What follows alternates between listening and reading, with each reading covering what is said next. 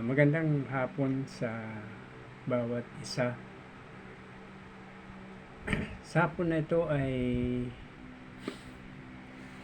tatalakayin natin o pag-aralan natin yung kung sino talaga ang Panginoong Jesucristo. Kung sa English, Jesus Christ, who is He? Sino ba talaga ang Panginoong Jesucristo?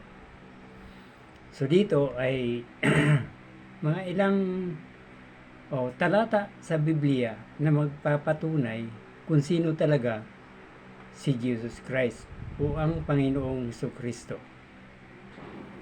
So, makita natin ay yung mga bagay na nasa Biblia, ito ay isinulat ng mga apostles at iba pang mga sumulat. Ito ay ginabayan ng banal na Espiritu ng Diyos upang isulat nila. Hindi sila magsusulat na hindi sila kinilos ng Diyos sa pamagitan ng banal na Espiritu. So, yan, makikilala o maunawaan ninyo lalong na sa mga panood nito. Maraming salamat sa Panginoon pag medyo ako uli ayon sa biyaya ng Panginoon. Kasi ang Diyos ang nagbibigay ng lakas, kaisipan. So, kung walang lakas, paano ka gagawa? Kaya nga, hindi tayo makakagawa kung wala ang Diyos. Siya ang nagbigay ng kaisipan sa atin. Lahat ng bagay na pangailangan natin. So, siguro mga ilan ito? Mga 10 bagay yata. Basta talakayin na natin patungkol sa Panginoong Jesucristo. So, number 1, He was the Creator. Maaaring magtataas ang ulo niyo. Sabi rito, He was the Creator. So, sinulat ni John, Apostle John, dito sa John chapter 1. Mababasa natin yan. Kung sino si Jesus Christ. Ang sabi ng chapter 1, sa pasimula pa lang naroon ang salita, at ang salita ay sumasa Diyos, at ang salita ay Diyos. So, sino yung salita? Si Jesus Christ. So,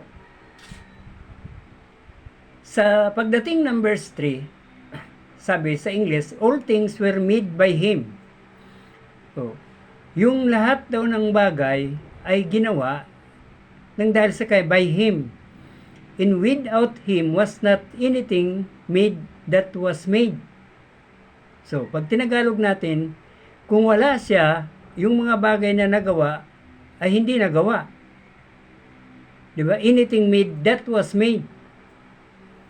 So, makita natin si Jesus Christ. Ang sabi rito, pag sinabing Creator, Diyos yun. John 1:1 nga, sinabi. Di ba? In the beginning was the Word, in the Word was with God, in the Word was God. So, makita natin kung sino si Jesus Christ. Hindi lang si Apostle John ang may binanggit. Maging si Apostle Pablo, Apostle Paul, o Apostle Pablo. Sa Colossians chapter 1, verse 16, nandoon. Ang sabi rito sa verse 16 ng Colossians, for by Him were all things created that are in earth and that are in heaven and that are in earth. So, sabi rito sa Colossians 1:16, sinulat ni Apostol Pablo, sa pamagitan daw ng Panginoong Hesukristo, ang lahat ng bagay ay nilalang. Ang nasa langit at ang nasa lupa. At ang nasa langit, nasa lupa. So, biruin mo yun, sabi diyan, visible and invisible, yung mga nakikita o hindi nakikita. Whether they be thrones, yung mga trono, or dominions, yung mga principalities, mga rulers, or powers, lahat ng authorities, all things created by Him and for Him. Ang Him dyan na word ay si Jesus Christ. Lahat daw yung nilalang niya at para sa Kanya. So, maliwanag ang sinabi ng Bible. Hindi mo pwedeng pabulaanan ito. So, kung kaya, sabi diyan, si Jesus Christ, kung wala si Jesus Christ, lahat ng bagay dito sa mundo ay hindi nagawa o hindi nalalang. Yan. So, makita natin kung sino si Jesus Christ. Sa umpisa pa lang, number 1 lang, antindi na. Yan.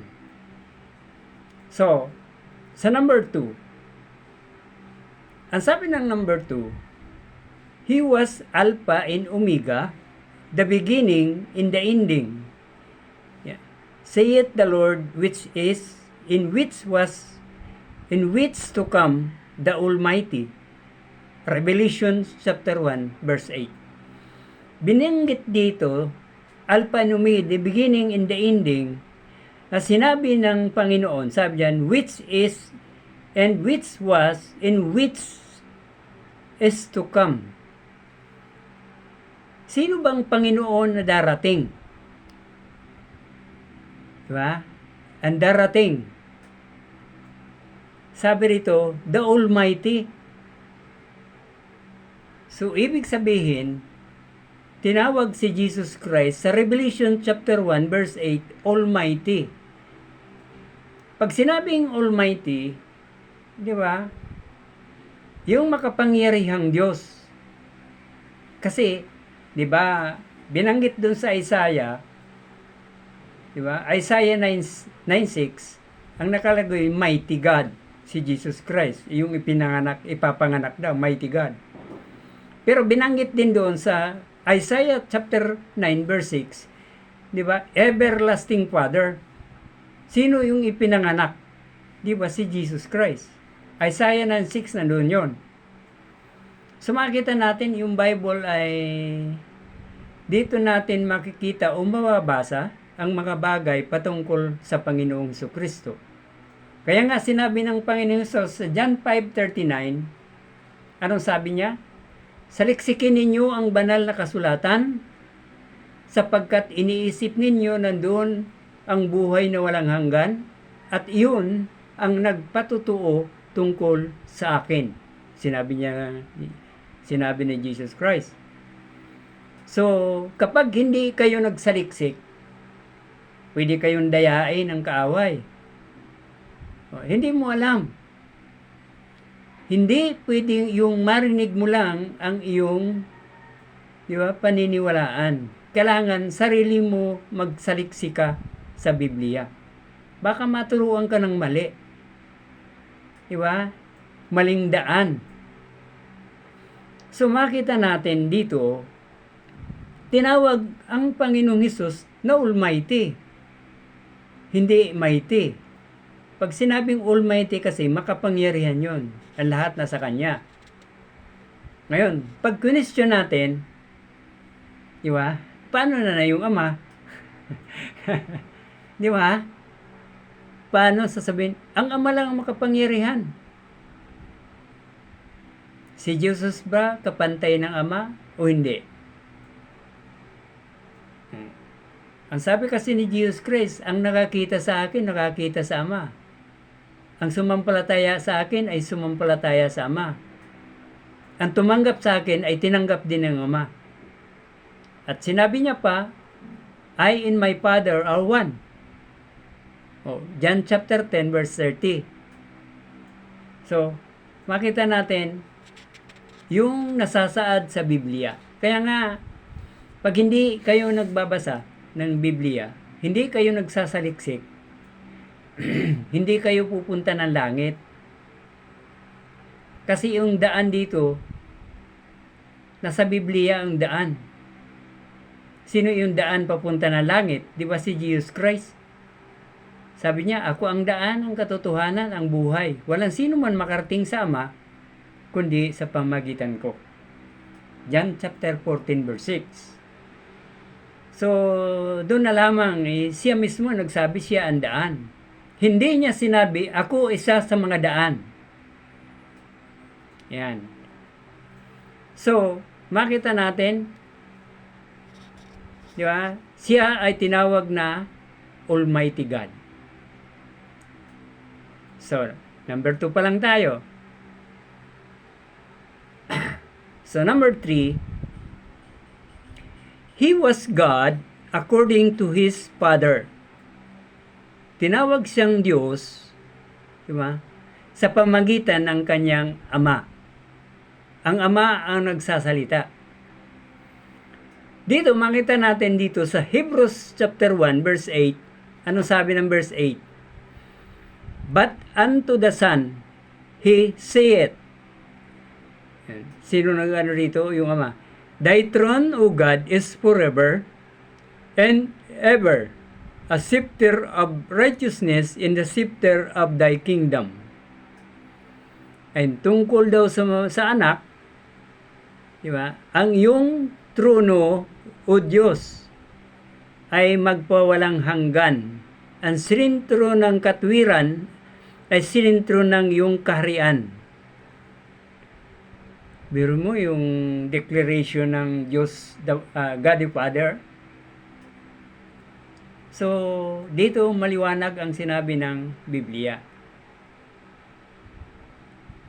So, kaya nga, napakahalaga ng Biblia. Kaya in-encourage ko po kayo yung makapanood ng video ito. Bumili po kayo ng Biblia. Yung Biblia ay yung, alam ko diglot, nakita ko na yung price, mga 800.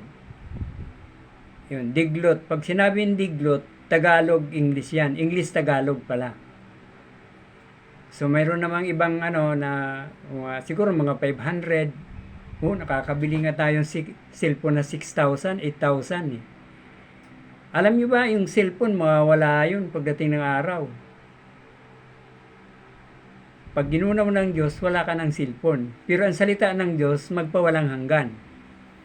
Ay sinabi ni Jesus Christ mismo eh.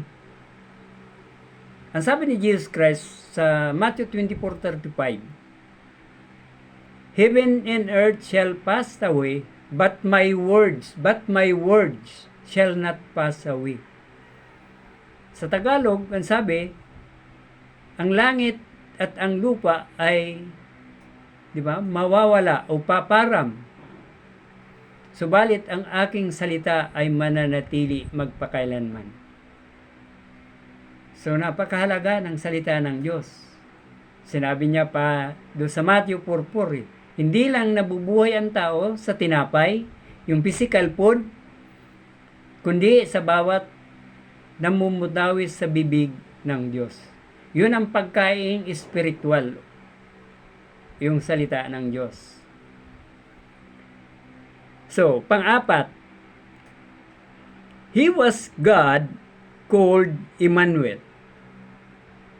Yan. Si Jesus Christ daw, ang Panginoong Kristo daw ay Diyos sapagkat tinawag siyang Emmanuel. Emmanuel. So, dito sa Isaiah chapter 7 verse 14, nandun yung word na Emmanuel. Yan. Ang sabi rito sa Isaiah, therefore the Lord Himself shall give you a sign, behold, a virgin shall conceive and bear a son, and shall call his name Emmanuel. Ang sabi ng Bible. Prophet Isaiah ang sumulat. So, pagdating dito sa Matthew, nung pinanak ang Panginoon, sa Matthew 1:23, sabi rito, behold, a virgin. Sino yung virgin? Si Mary. Pero nung manganak na si Mary, hindi na virgin. Kaya hindi siya nanatiling virgin. Kasi nagkakaanak pa siya ng marami. Diba? So, sabi diyan, the virgin shall be with child, and shall bring forth a son, and they shall call his name Emmanuel, which being interpreted is God with us. Yung birhin daw ay magkakaroon ng anak, a child. Yan. Bring forth a son. Diba? Ng pag-son, lalaki. And they shall call his name, tatawagin siyang Emmanuel, na ibig sabihin ng Emmanuel, God with us. Ang Diyos ay sumasa atin. Sino yung binanggit na Emmanuel dyan? Si Jesus Christ. Sa 1:21, tinawag siyang Jesus, Savior. Yeah. So makita natin yung word na Emmanuel. Ang ibig sabihin niyan, God with us. Ang Diyos sumasa atin. So, ano na tayong number? Number 5. Sa number 5, He was the eternal Word. Siya daw ang walang hanggang salita. Si Jesus Christ ay walang hanggang salita. Dito sabi, in the beginning was the Word, yung binanggit ko na kanina, pero ulitin natin. In the beginning was the Word, in the Word was with God, in the Word was God. In the Word was God. So binanggit din yan doon sa Revelation. Chapter 19, verse 13. Ang sabi dyan, sa Revelation, Apocalypse, sa Tagalog na Bible. And he was clothed with a vesture dipped in blood. Siya daw ay nadamitan o may nasuot, nasabi yan, deep in blood. Binanggit yung deep in blood. Bakit ka may dugo? Yun yung pagtubo sa atin na ating mga kasalanan. And he was name is called, in his name is called the Word of God. The Word of God. So, si Jesus Christ, eternal Word. So, ano na tayong number? Number 6. He was King of Kings and Lord of Lords. Lord of Lords. King of Kings and Lord of Lords. Sa Revelation chapter 19 verse 16, binanggit yon. Sa Revelation. And he hath on his vesture. Pag sinabing vesture, ang aking ginagamit kasi mga kapatid o mga minamahal, mga kababayan kong Pilipino. Vesture ay robe o damit. Yan. And on his thigh, a name written. Ano yung tie? Yung sa may baywang, tie. And nakalagay dito, sabi yan, written, King of Kings and Lord of Lords. Ibig sabihin, nakalagay doon sa kanyang damit. King of Kings and Lord of Lords. Hari ng mga hari, Panginoon ng mga Panginoon, si Jesus Christ. Yun. So, binanggit din yun sa Timothy, sinulat ni Apostol Pablo. Sa Timothy, chapter 6, verse 14. So, maraming katibayan na si Jesus Christ ay Diyos. Sabi rito, that then keep the commandments without spot, unrebukable, until the appearing of our Lord Jesus Christ. Sa verse 14.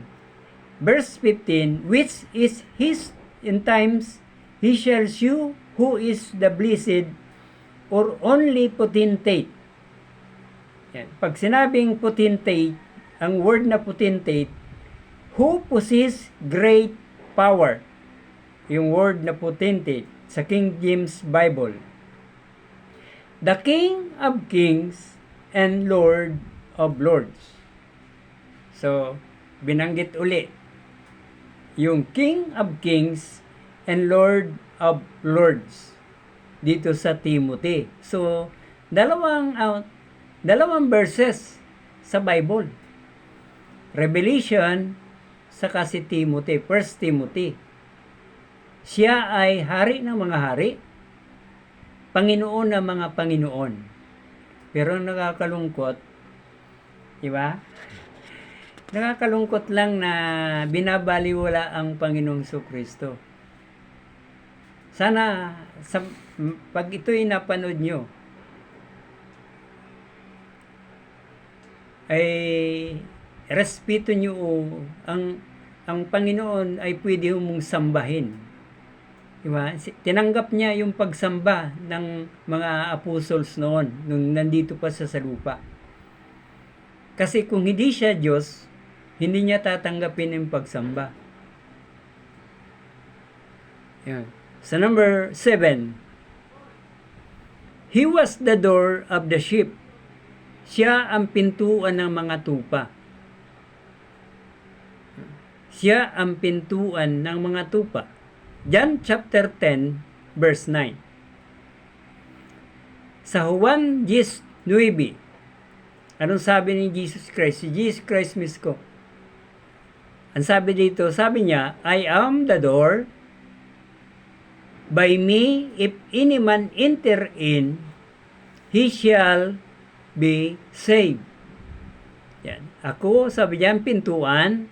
At sa pamagitan ko, kung sino man tao, sino man, ay pumasok, sabi diyan, he shall be saved. And shall go in and out and find pasture. Siya ay papasok at lalabas at makasumpong ng pastulan. Ibig sabihin ng pastulan ay pagkain. Yung pangangailangan ng tao. So, dito makita natin, siya lamang ang pintuan ng mga tupa. Anong binabanggit dito mga tupa? Diba yung mga tao? Sabi yan, I am the door of the... Diba, I am the door. So, yun ang number 7. Siya ang pintuan ng mga tupa. Kaya nga sabi, kung sino man pumasok sa kanya ay maliligtas. Diba? Ang sabi rin ng Bible, ang sino man sumampalataya sa kanya ay maliligtas. Sapagkat siya lang ang pinadala ng Diyos na tagapagligtas. So, sa number 8, He was the only way to heaven. He was the only way to heaven. Siya mismo, binanggit niya ang declaration niya sa John 14:6. Jesus said unto him. Sino yung sinabihan ng Panginoon doon? Si Thomas. Si Thomas kasi, mga kapatid, laging absent yan nung ng Panginoon, di ba? Nung magpakita ang Panginoon, nung siya mabuhay na magmuli, absent ngayon si Thomas. Diba? Mahirap talaga yung absent, no? Absent ka sa eskwelahan. Diba? Nami-miss mo yung lesson. Diba? Absent ka sa trabaho. Oh. Wala kang sweldo. Absent ka sa Panginoon, hindi ka makakapunta ng langit. Yan. So, mahirap. Diba? So, si Jesus Christ lang ang daan.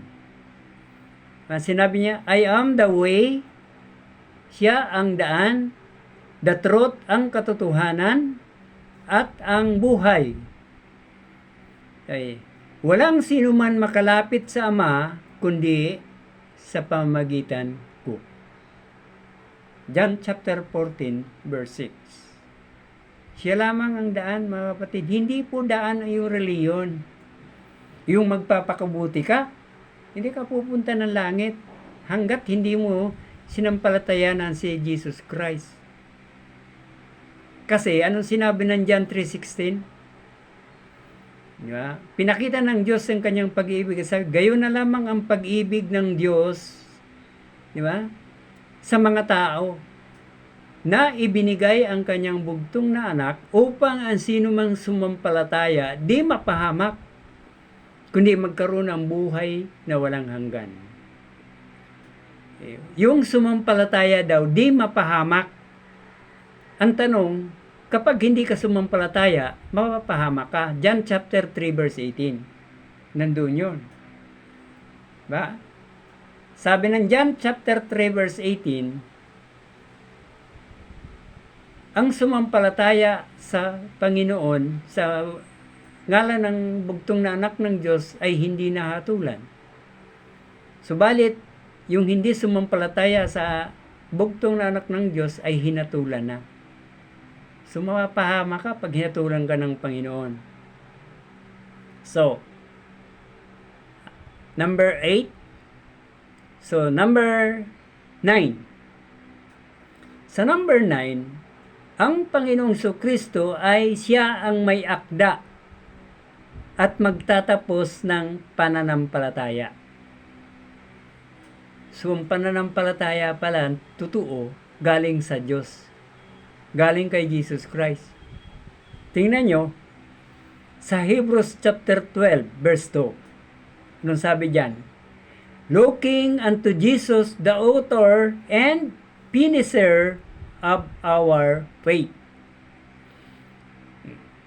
Pag sinabing looking, nakatanaw, ano mo yung Panginoon, sabi diyan. Sa Panginoon ka tumingin, sabi diyan, siya ang author. Siya ang author. Ano yung author sa Tagalog? Siya ang may akda at magtatapos ng ating pananampalataya dahil sa kanyang hope for the joy. Anong joy? Di ba? Yung kaligayahan that was endured the cross. Tiniis na yung kahirapan sa cross. Pati kahiyan ay ngayon. Siya ay, sabi diyan, sit down at the right hand of the throne of God. Siya ngayon, nandoon na sa trono, doon sa right hand, sa kanan ng Diyos Ama.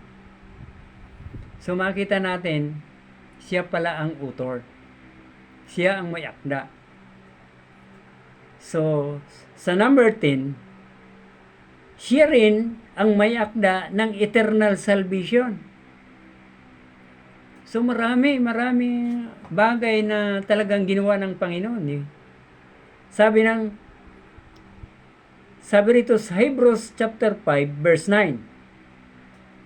Ang sabi ng Hebrews chapter 5 verse 9, in being made perfect, He became the author of eternal salvation unto all that obey Him. Yan. Sabi, being made perfect, siya ang perfecto talaga. Siya ang author o may akda ng walang hanggang kaligtasan doon sa mga, sabi yan, all that obey Him.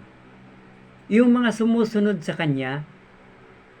Kasi yung alam niyo ba, mga minamahal, yung mga Kristiyano, sinatawag na Kristiyano, unang-una talaga niyan, pag sinabing Kristiyano ka, una, believers in Christ. Sumampalataya ka sa Panginoong Hesus. Kaya nga sabi, Christian. Christ, dala-dala mo yung pangalang ni Kristo, Christian. Yan. Christ. Yung nakadugtong doon, I-E-N. Kung I-E-N doon, kung wala si Kristo, ang meaning doon, I-E-N, I am nothing. Di ba? I am nothing. I-E-N. Christian. So makita natin yung dito, eternal salvation. Kaya kung wala si Jesus Christ, ang tao, lahat ng tao, mapapahamak, pupunta lahat ng impyerno. Pero nang dahil sa Panginoong Kristo, siya ang nagtubos ng kasalanan ng tao. Lahat ng tao, tinubos niya sa kasalanan. Lahat ng mga darating pang mga tao, mga anak o mga apo natin sa tuhod, kung sino-sino pa yan, lahat yan, binayaran na ng Panginoong Hesus ang kasalanan. Hanggat hindi pa siya dumarating, bayad yan. Kaya nga, kung sino man sumampalataya, nabayaran na yung kasalanan. Ngayon, tanong ko po sa inyo, kayo ba ay nabayaran na ang kasalanan? Yeah. Ang ibig kong sabihin, kapag hindi nyo sinampalatayan yung nagbayad na si Jesus Christ, hindi ka bayad sa iyong kasalanan. Hindi ka bayad. Hindi mo tinanggap yung nagbayad ng kasalanan mo eh. Yun ang ibig kong sabihin, gusto kong ipaliwanag sa inyo upang maunawaan ninyo. Tapos, sabi rito, sa number 11. Sa number 11, he was the head of the church. Siya para yung puno. Pag head, diba? Pinuno. He was the head of the church. Colossians chapter 1, verse 18. Ang sabi rito sa Colossians 1:18, and He is the head of the body, the church. Yung body, yung bawat mananampalataya na sumusunod sa Panginoon, tinawag na body. Yung body dito. He was the head of the body, the church, who is the beginning, the firstborn from the dead. In all things, He might have the preeminence. Yan. Sabi, all things, He might have. Sa lahat ng bagay, siya talaga yung superiority, superior. Pag sinabing superiority o preeminence, diba siya superior sa lahat, makapangyarihan sa lahat. Maging ang dyablo nga, hindi nagtagumpay sa kanya eh. So makita natin, siya ang pinuno ng mga, di ba, mananampalataya, church. Pag sinabi kasing church, mga kapatid, yung mga tao na yun sumampalataya, hindi po yung simbahan, yung building, hindi po yun. Yung reliyon, hindi. Ang church, mga tao. Kasi yung church, makita natin ang church ay mga taong sumampalataya kay Kristo. Yun ang church. Kaya nga, di ba, siya ang nagtatag ng church, si Jesus Christ.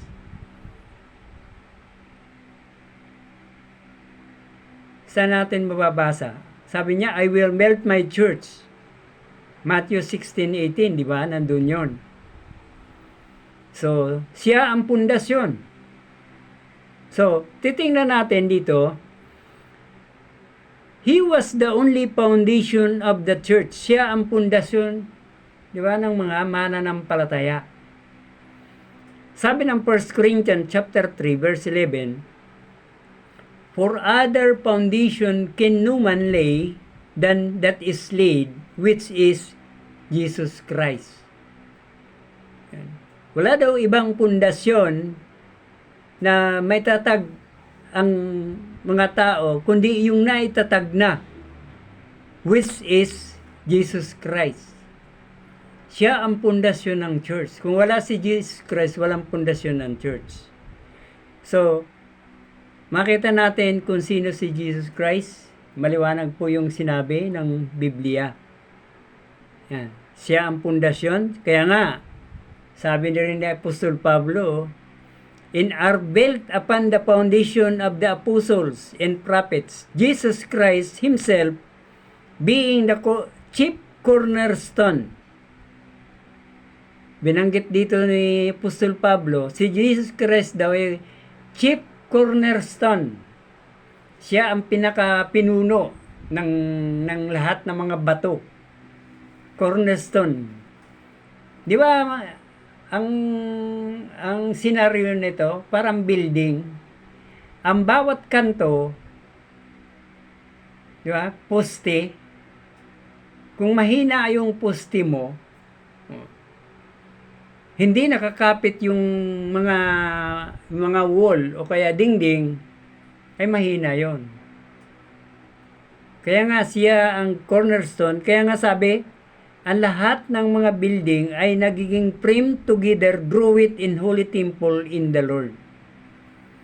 Kaya yung mga tao na sumumpalataya sa Kanya, siya ang kinikilalang head, diba? Cornerstone, pagkatapos, foundation, at siya rin ang builder. So, makita natin dito sa 12 mga bagay na binanggit ng Biblia kung sino po si Jesus Christ. Maliwanag po ang sabi ng Bible kung sino si Jesus Christ. Kaya nga, in-invite ko kayo, sana ay ano nyo itong munting channel na ito, dahil dito po, ang lahat ng content ay nanggagaling po sa banal na kasulatan. Wala tayong content na iba rito, kundi pag-aaral sa Biblia. Napakahalaga po kasi ng Biblia. Kaya nga, inano ko itong channel na ito para makatulong sa inyo sa lahat ng mga nanonood. Sana i-follow nyo yung channel na ito, mga kapatid o mga minamahal. At sa biyaya ng Panginoon ay habang nabubuhay ay patuloy akong mag-video at i-upload ko sa munting channel na ito. Inaanyahan ko po kayo, mag-subscribe kayo sa channel na ito. Makikita nyo yung mga spiritual na bagay na napakahalaga sa mundong ito. Ang mundong ito mawawala, subalit ang salita ng Diyos ay mananatili. So, sa oras na ito ay tayo ay manalangin. Dakilang Diyos, amang banal na nasa langit, salamat po Panginoon sa hapon na ito na nakapag-video muli. Ikaw po ang siyang magpala Panginoon sa mga salita na aking ginamit sa pagpapakilala po sa inyo na galing po sa iyong banal na kasulatan. Pagpalain niyo po ang mga makapanood nito, kayo po ang magbigay ng conviction sa kanila, at kung sila ay mananampalataya, Panginoon, ay bigyan niyo po ng kaunawaan lalo na para sila ay tumibay. Sa mga hindi pa maring makapanood nito na hindi pa sumampalataya sa inyo, sa iyong bugtong na anak na kayo po ang magligtas ng mga kaluluwa upang hindi po sila mapahamak sa lugar ng impyerno. Maraming salamat po Panginoon. Binabalik ko po ang kapurihan, pasasalamat at pagluwalhati. Ito po ang aking dalangin sa pangalan ni Kristo Jesus. Amen. So magandang hapon muli sa inyong lahat. Sana pagpalain kayo ng Panginoon. At sa aking pangwakas, kumusta po kayong mga taga-Karamuan? Kung sino man po ang makapanood nitong taga-Karamuan ay i-share nyo po para ay lumaganap ang salita ng Diyos na mula sa Biblia. So muli, maraming salamat. God bless.